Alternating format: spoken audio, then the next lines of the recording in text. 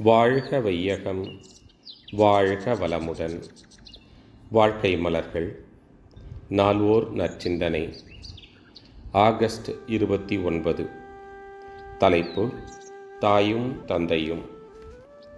அறிஞர் பெருமக்களே, ஆன்மீக பயிற்சியில் ஈடுபட்டு இறை உணர்வும் அறநெறியும் பின்பற்றி வாழும் அறவோர்களே, ஆன்மீக அறிவின் விளக்கத்தால் தான் உலக அமைதி உருவாக வேண்டும்.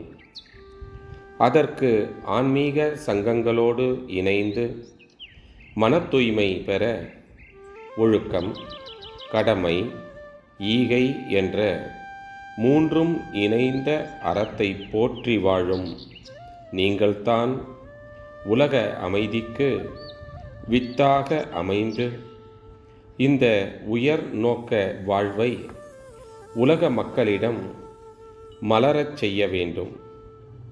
ஒரே திட்டம்: பொருள், புகழ், அதிகாரம், புலனின்பம் ஆகிய வேட்கையால் எவ்விதத்திலும் பிறர் வளத்தையோ நலத்தையோ நான் பறிக்காமல் வாழ்வேன் என்பதே போதும். இதனை உள்ளது உணர்தல், நல்லது செய்தல், அல்லதை விடுதல் என்ற மூவகை செயல்களாலும் சாதிக்கலாம்.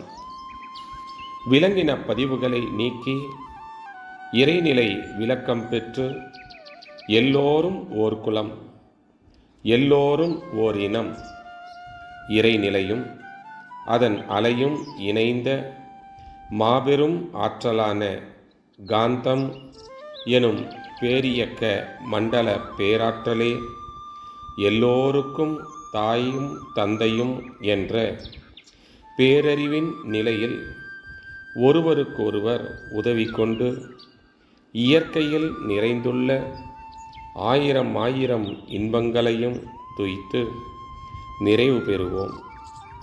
வாழ்க வையகம், வாழ்க வளமுடன்.